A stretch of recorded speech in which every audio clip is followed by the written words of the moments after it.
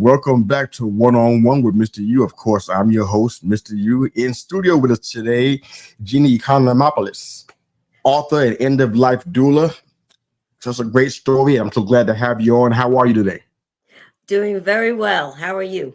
Fantastic, fantastic. You hear that accent, y'all? She's from my neck of the woods, so I love this conversation already because we kind of had some great connections regarding my time back home, and she's still up there, so I'm getting to live vicariously through her a little bit. But Gina, we had an awesome discussion in our pre-interview chat. I'd love to hear.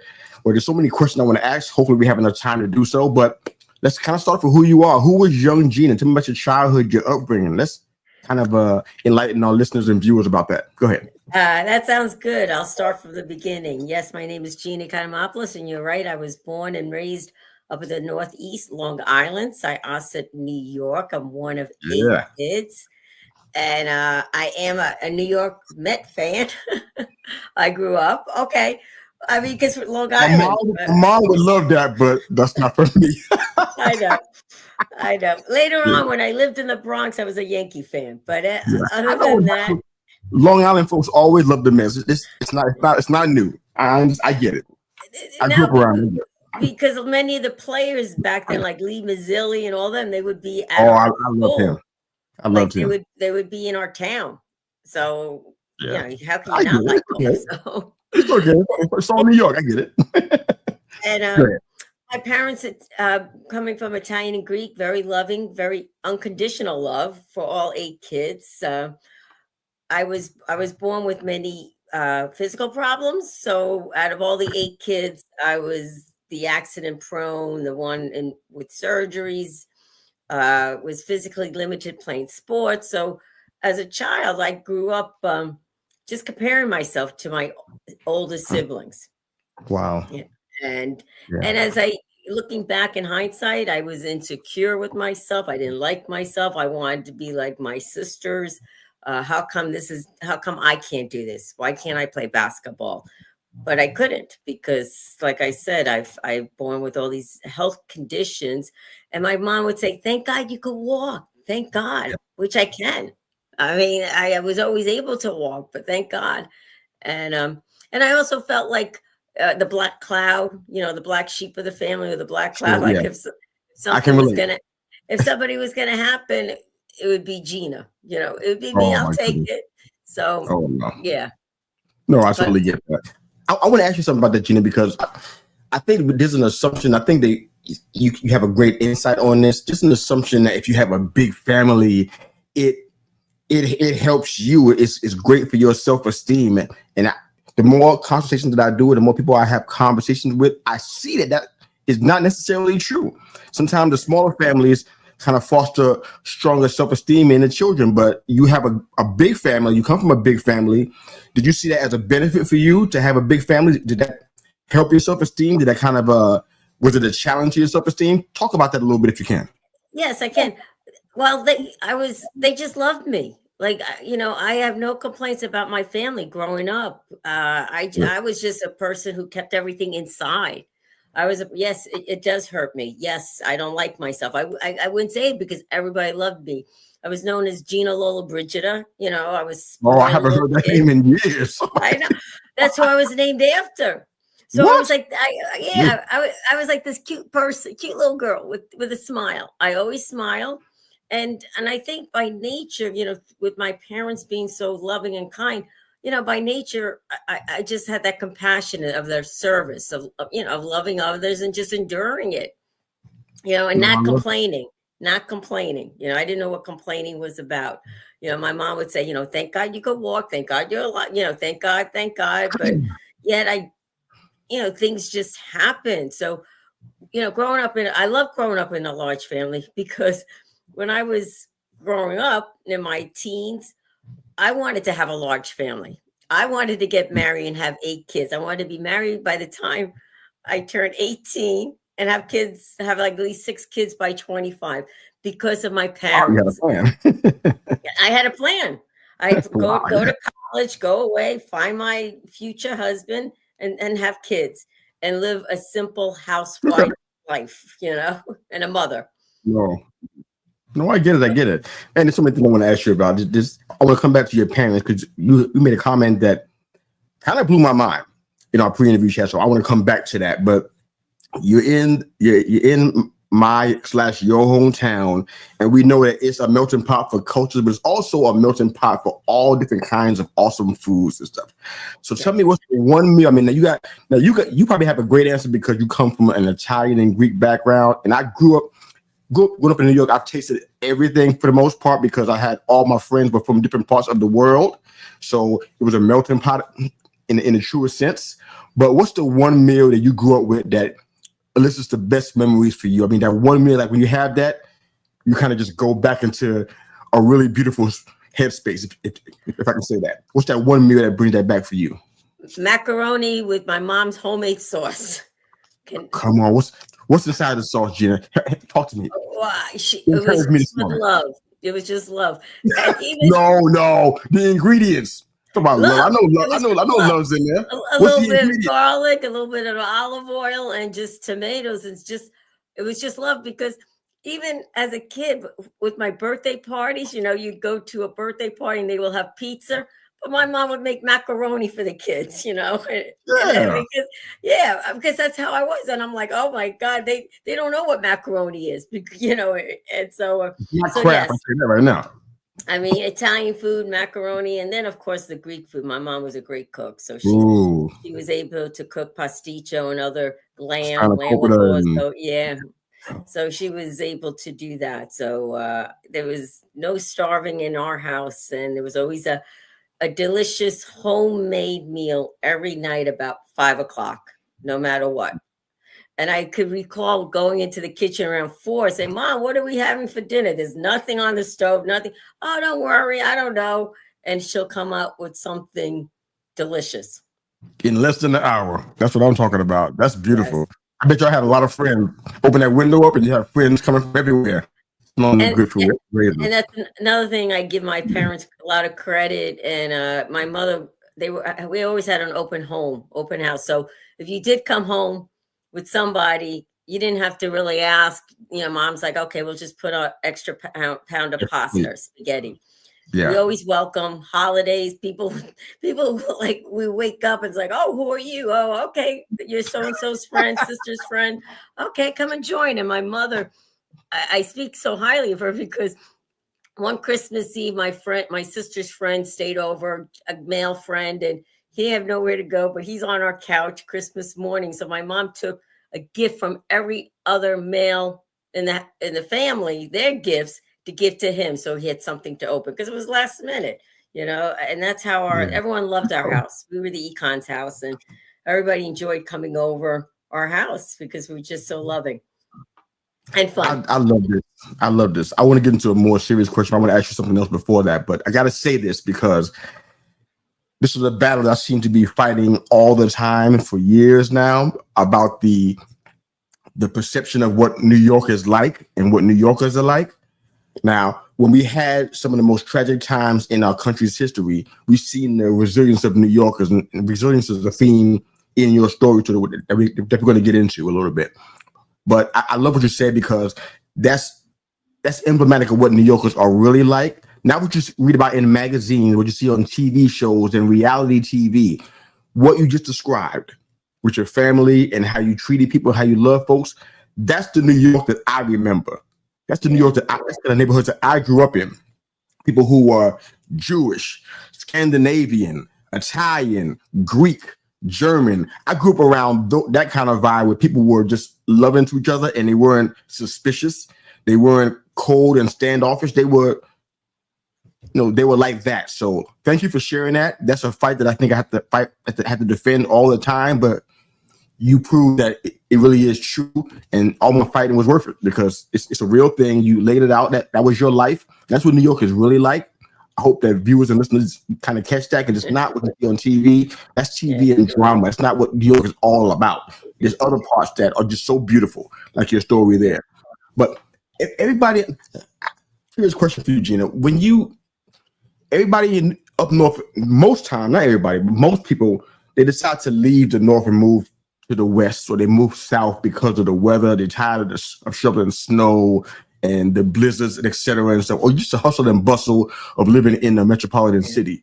What made you stay up north and not move to the west or to the south like a lot of other folks did, like me? Well, once again, the only time I moved out was when I went to college. I went to Connecticut. I wanted to be close to home, but yet far That's away. not moving from New York. That's the I same. know. I know.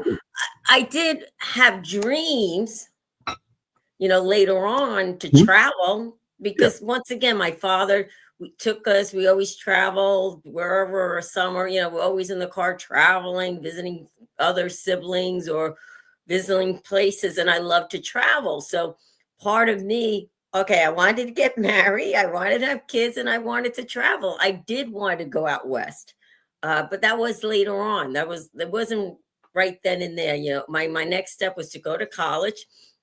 My dad, being so generous, put all 8 of us through college.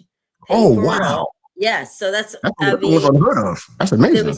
It was 2 things my father, he accomplished many things, but 2 things he wanted to do for us is to pay for our education. And he did. Wow. He was a hardworking man, and and this is going back in like late 70s, early 80s. And my brother was the last in the early 90s. He paid for all of our college education. And he also wanted us to go away so we could experience life. So once again, gratitude. I was just so thankful. I always said I'm thankful that my mother married a Greek and my dad married an Italian, because back then it was it was unheard of back, to a Greek and Italian getting together. And plus all my relatives on the Greek side and on the Italian side, I love them, but they came from a more stricter background. Yeah, I want to get into that soon too. Yeah. So it was just, so I always said, that was like my prayer back then. I rose and prayed like, thank God, my mom married a Greek and dad married an Italian, because we had the opportunity. And that's why everyone loved our house to come over. There was food in the refrigerator, and it was always welcome. And there was, we yelled, but that's the Italian. That's natural, but it wasn't like anything. It was more loving and a lot of laughs. Yeah. I used to hear it many a day and many a night in my own neighborhood. So I totally get that. One final question about geography. Kind of help me out with, I asked you this question because I'm just curious about your perspective, especially nowadays in 2025, a lot farther away than it was when I was living there. But what's the best and worst thing about living in New York / New Jersey? What's the best thing and what's the worst thing in your opinion? The best thing where I live today is by the beach. That's the best thing. I love living by the beach. The worst thing is that I believe like today is so different than it was years ago. Yeah.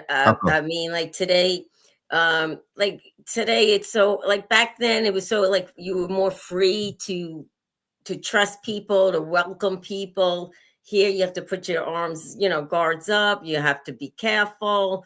Back then we were like, and then we felt safe.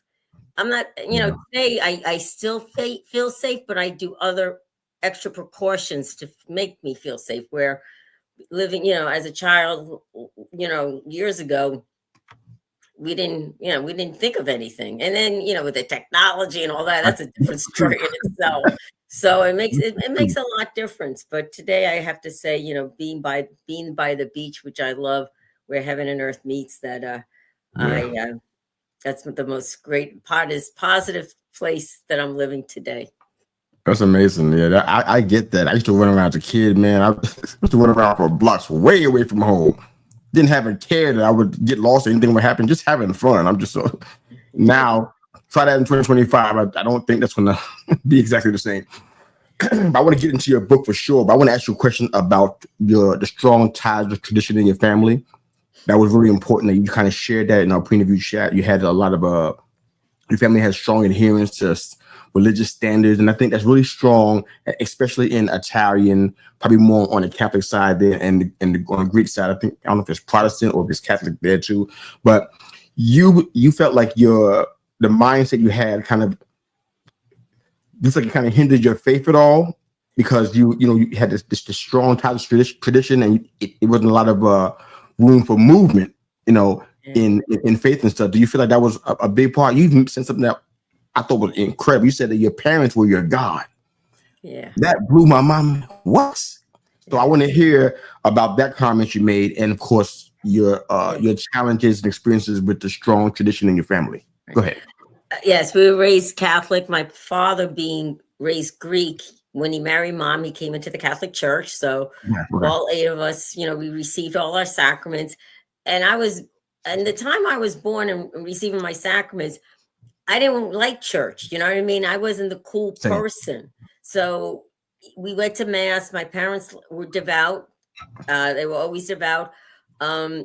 Received all my sacraments, and of course my mom wanted me to do that extra prayer group at the church, and I'm like, no, it's because as a kid I had my family's love and support, and I did believe my parents were God, because I did the best I could to follow what they told me to do, living a good life. But yet at the same time, I'm in the 80s with other friends, and there's, whether it's peer pressure or, once again, I don't feel like I have to prove myself to other ones, be a people pleaser and all this. I wanted to be the center of attention among my friends, like a group. I was kind of looking for myself, because here, I'm with my parents, my mother, very devout. I mean, my father provided for us. We never gone hungry or anything like that. But yet I compared myself to the students or the classmates. I go, look what they have, and look what we don't have. But we had it, but it was just something more in a grandiosa, I mean, they would come in driving their Camaros and Trans Ams, and I'd come in driving my little Chevette, and it was sort of like a peer, I don't want to say it's peer pressure, but it was my own way of searching to be accepted, to find a group, to belong.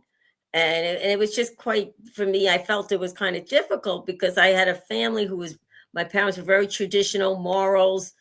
I'm so glad, what was, sports was more important than buying, whatever, like back then.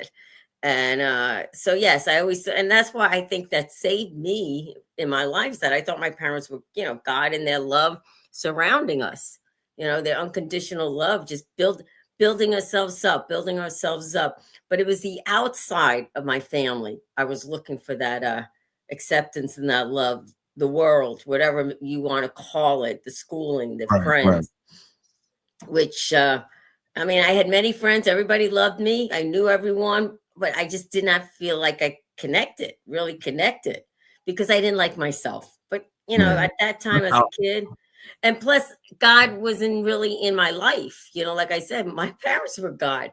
I didn't have like a relationship, which some families have grown up with, a Christian relationship, whatever faith, like a real deep. I didn't know what the word faith was either, probably at the time.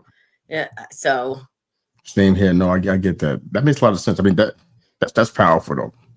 Your perspective on your parents, that's deep. And a lot of people probably wouldn't admit that, but it's really true in a lot of cases. I think I have to admit that was kind of my situation with my mom too. I saw her and my grandmother as religious examples, and I try to live up to that and try to please them. It's powerful. No relationship with God at all, like you said. So I get that. You talked about losing your mom and how that was a defining moment for you. Can you talk about that a little bit? How that kind of affected your life? Yes, it did. I went to college, graduated, and then my parents at the time moved from New York to Pennsylvania, semi-retired, because of they had my brother. My mother was 49 years old when she had my younger brother. Wow. So yes. So when they retired, Stephen was probably like 10 years old, 11, 12, and they went to PA, halfway to go to Florida, because my sister and her husband was in Pennsylvania. So they thought there would be, a great place for Stephen to grow up, to go to high school and etc. So at this time, I graduated college in 89. They were already in Pennsylvania. I go to Pennsylvania. And here I got a social work degree. I don't know how, but I did. And I mean, I did graduate. It makes sense. Okay, it makes sense. Because my reason to go to college was to have fun and drink, and that's what I did. And I did social work because it was the easiest subject, one would say, and I partied a lot. So here I come home living with my parents. I have a social work degree, as well as I became a pool shark because that was like my favorite hobby, is being a pool shark. And then I'm learning so much about you, Gina. well, but in that I became a bartender. So here I'm bartending, 23 years old, and that's where my mom was diagnosed with cancer after a couple of years living with her. And at this time, I established a friendship relationship with my mom. You know, we would go out for lunch, you know, and everything. She didn't like me bartending, but she never said don't bartend. She goes, "Oh, you're never gonna find a nice guy," because here I didn't find a guy in college. I wonder why, but anyhow. So my mom, my mom was diagnosed with cancer back in 1991, 4 to 6 months to live, bone cancer. And I happened, like I always say, it was me that was home with her, with my dad, and we took care of her. And my younger brother, Stephen, went off to college like the day after diagnosis. And she did. She died in January of 1992, 5 months later of her original diagnosis, and it was bone cancer. So it was the first time of grief. It's the first time of watching someone you love die. Once again, I didn't have any faith. I'm 23 years old. I want my mom. So yes, I did go back to the Catholic Church in a way of praying, bargaining. God, if I pray this Hail Mary, the rosaries came out of my mom because she, like I said, she was always devout, and saints, different saints, Padre Pio, who, you know, I don't know who they are, but I'm like, okay, if I say this, mom will be healed. If I do this, mom will be healed. And I felt like nothing worked because my mom wasn't healed. And so when she died, I witnessed, my mother passing away with pain, but I didn't have any faith. I didn't have hope. I didn't have life. I didn't have God in my life. So it was like hell to me. I see now in hindsight, it was like being in hell, seeing someone like that with nothing, with nothing in your heart, mind, or soul. So it was painful. So that was one of my defining situations in my life. I'd imagine it has to be, definitely. I want to get into a little bit of your book. I know that you had multiple situations where you dealt with some tragedy and loss. I want to try to come back to that after some questions about your book and everything. But for all those that are viewing and watching this and listening to us, if you have any questions for Gina in regards to just challenges in your faith, or maybe you can connect with having a family that has strong traditional values, or you also live up in the north and you have a different perspective of that area and what you're seeing, by all means, Gina would love to answer your questions. Jump into the comment section, drop those there. We'll answer those as soon as we can, but continue to watch. We just thank you for that. So Gina, you have a book called Shake the Dust Off Your Feet and Walk: Faith, Sobriety, Self-Discovery, and Healing. Can you talk about this memoir, kind of talk about what you were trying to accomplish? What the inspiration for this book? Get into that for us. Yeah. Yes. First of all, I never wanted to be an author. I never wanted to write a book. It's just through my life experience. After my mom died, I went through a lot of other pain and tragedy. In my book, it'll say that I was a former Catholic nun. I became a nun after my mom died. I was searching for that peace and that serenity within. Couldn't find it. I didn't find it after really mom's death. I didn't find it in the convent. In the convent, I experienced a lot of pain and suffering there. I got rejected, kicked out. It's all in the book. And then as my journey continued, that doesn't sound easy to do. No, especially everybody loved me. I don't know why. Yeah. The sisters didn't like me. I mean, the sisters were very dysfunctional. And once again, trying to fit in, trying to please. But God did for me what I couldn't do for myself, and I just kept moving forward. And so then I started my other new life of the age of 42. I don't know what it was, but I went back to bartending. And so you asked me about my book. My book is about my life, my journey, step by step, path, chapter by chapter, one trauma after another trauma, a little bit of joy, and then a little trauma, and then finally sobriety. And because during that time when I went back to bartending, I did meet a gentleman. His name was Danny. So I said, oh, yes, my life is being fulfilled. I met someone who loved me, loved him. but he was an alcoholic. So I'm like, oh my Oh, God, not again. You know what I mean? Like something oh, more and more and more. And but then yet, tragically he died. He died from the oh, disease like sorry. 2.5 years later. Once again, I'm searching. I guess that's my key thing is I was just searching for the meaning of life, for the purpose of life. But most of all, I was searching for Gina inside. And through after Danny's death, that was my down dark pit, you name it. I surrendered. I gave up to life. I wanted to die. I didn't want to live. And I thought my purpose was to suffer. Really, I really had such an estate of grace mind saying, okay, I'll just endure all pain. Bring it on to me, whatever it may be. But then Wow. yet I ended finding myself in the rooms of AA. Really why Danny, an alcoholic, died and these people are living. And then make a real long story short, because it's all in my book, One Day at a Time, I came to find out that I am an alcoholic and that I have 10 years of sobriety today. And in the last 10 years, Congratulations.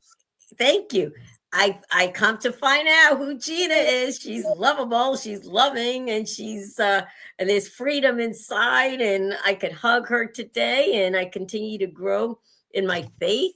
And one thing I share with you is when after Danny died, I was so angry with God because by this time, when I left the convent, I had married God. So when I left the convent, I felt like I divorced him. Like, I was like, you stay on your side. That's the And title for a book right there. I divorced God. I Wow. divorced. And then when Danny died, I was like, forget it. You're on the couch. I don't want nothing to do with you. How could you do this to me? And but yet coming into the rooms and realizing who I was, I new relationship, renewed my love for God, and have a new faith, new hope, new love, new life. As a sober woman of faith today. So, and that's all in my book. And that's why I had written it. I wrote all the pain out when Danny died about 11 years ago. And when I was writing about the pain with him, the pain of the sisters came up because I held it. I never, Yeah. as I told you earlier, I kept everything inside. I kept everything inside. And it just ate me away and it paralyzed me. And so I put like 180 pages away full of pain. And then when I came into recovery, I'm full of life and recovery that I continue to write. And somebody encouraged me, say, you need to publish it. You need to publish a memoir just to spread that message of hope and strength that you're not alone. Do not be discouraged. If I can do it, anybody, it's miracles. Right. So those are the best testimony. If I can do it, you can do it too. So those are the best ones, definitely. Amen. Yeah, that's an incredible story, Gina. I'll talk about it at the end of the show again, but you offered to our listeners to download a free chapter of your book. Is that still available? That is still available. www.ginaecon.com, right? Yes, you can read. Yep, the first chapter. It's free there, and of course, if anyone wants to contact me, not even regards to the book or anything, I am there. You could contact me through that, and I'd be more than happy to reply it, or to help, or to listen, or to share. Awesome. Okay, I want to ask a few more questions. Hopefully, we can try to get in. We're doing good.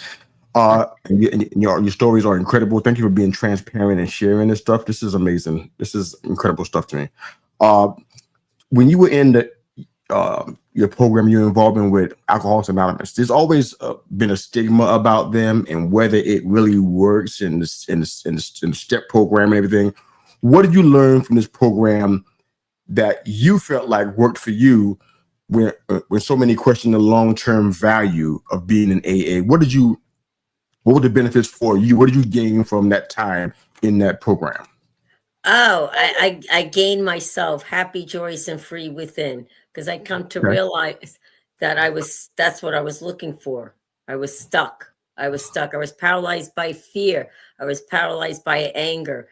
And this 12-step program, which it does work every day. I have to say I'm an alcoholic. I go to meetings. I have sponsees, talk to another alcoholic, do what the program does, and has brought me such freedom and such joy to live this life. And like I said, it brought God back into my life, a higher power.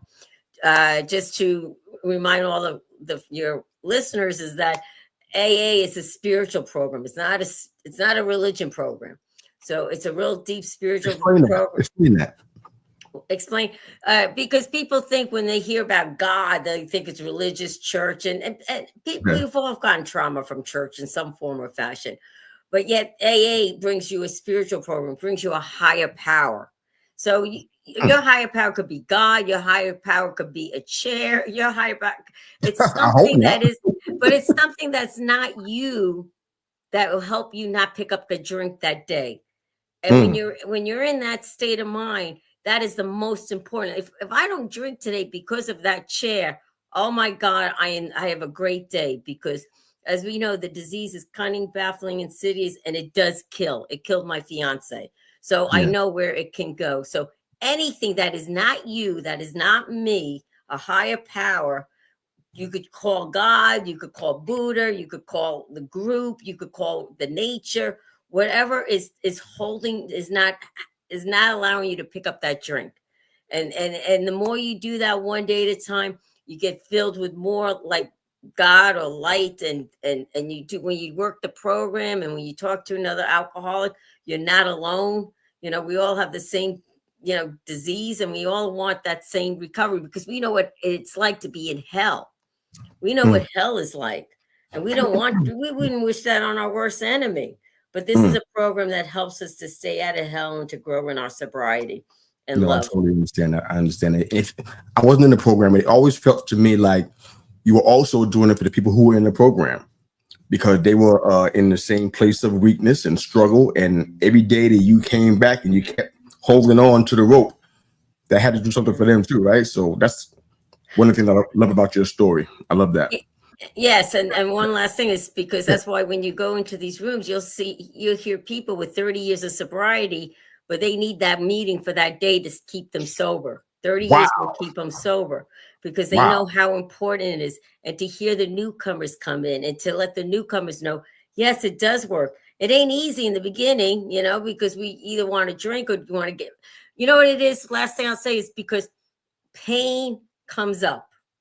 And what is alcoholics or anyone does with pain? They run to an alcohol, they'll run to a drink. They don't want to feel pain. They don't want to feel fear or worry, anxiety. They have something else to medicate them.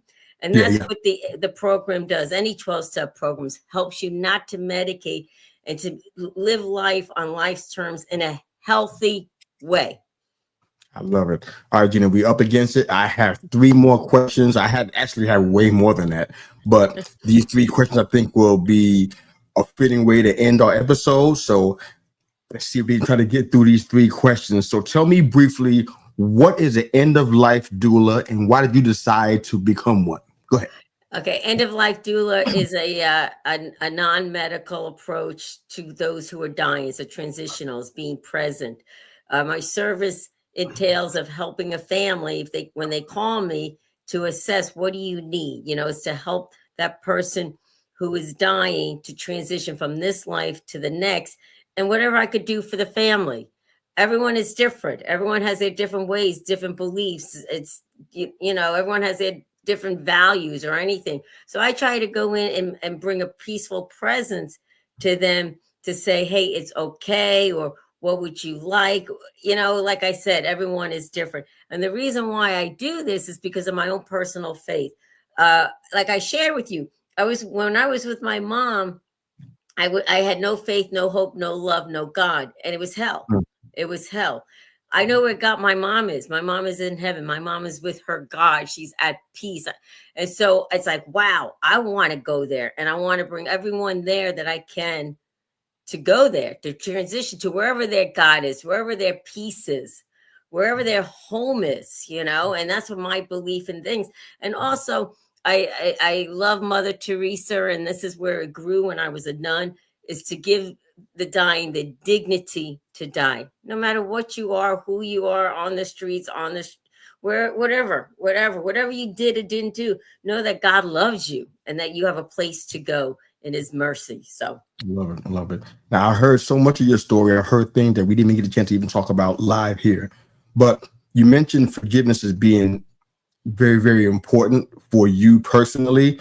Now, through all that we heard in this live interview, I didn't hear any areas where you were holding anything against anybody. They may have done it against you, but share really briefly why forgiveness is so valuable to you based on what you experienced.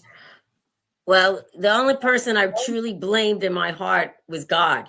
I was angry. I blamed him for everything. How could you? Why? I had to forgive God, believe it or not. Yes, God forgives me, but as a person, as a relationship, it's like a heart to heart. And with me, forgiveness, and now I do practice it every day. If I get angry, I try to learn to forgive. I ask for that grace. It's not a feeling, it's a choice.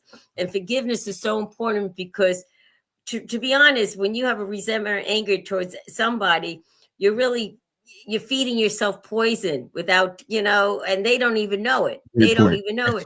So if you forgiveness, and I'm not saying to go out to the person and say, hey, let's have coffee and tea with you. You know what I mean? You don't have to do that, like, oh yeah, I forgive you. Come on over. No, you don't have to. It's all because in your heart, and forgiveness totally frees and heals your heart as you forgive, as you let go, especially the past. We hold on grudges. Today, life goes on. Yes, I could get angry. I could get angry. What do I do with it? It doesn't have to control me. Do I need to forgive? Okay, do I need to go apologize to someone? I'm sorry. Or to apologize to God. Okay, God, you know my heart. Tell me what to do. No, I love that. That's fantastic. Last question for you, Gina, and this is a great conversation. Sorry we couldn't keep on going longer, but this is where we are. But if you were not an end-of-life doula and you weren't an author, what would Gina be doing with her life, do you think? Oh, today I would just continue to be, God willing, a sober woman, working my program one day at a time and reaching out to other alcoholics and to share experience, strength, and hope to all people. And even to the families that have an alcoholic in their life. They may not have the disease, but they may know someone. And especially the families that have lost someone to the disease, like overdose, because it is a stigma.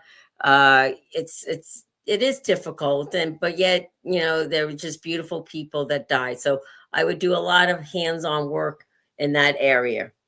Yeah, there's a name for that. Is it called sponsor? What's the title? It could be a sponsor. It could be a sponsor, or it could just go. I mean, I have done. Something. Or just going to different events, that host addiction awareness. Just to be present to people, to families, because I've been there. I mean, I'm on both sides of the fence, but now I could see, more things differently. And the key thing for me is just to be present to people. I don't need to say anything. If they ask me, okay, just to be present, there's nothing more I could say about that. It's just to be present and listen. No, that's what we all need. That's a lesson that we could all learn from, because some of us are not even present in our own lives. So no, I totally get that. You are my favorite member of the Econ family. That's for sure. Thank you for joining us, and thanks for being a part of this show. You made the show better, and I thank you. For all those that were listening and watching today, Gina offered to allow you to download a free first chapter of her book, Shake the Dust Off Your Feet, and Walk: Face Sobriety, Self-Discovery, and Healing, a memoir by Gina Econ. You can go there, www.ginaecon.com. You can go there and download the free free first chapter. Excuse me, I'm so sorry. I want to give away your whole book. Sorry. ginaecon.com. You can get a first chapter free of her book. Thank you, Gina, again for joining us. This was fantastic.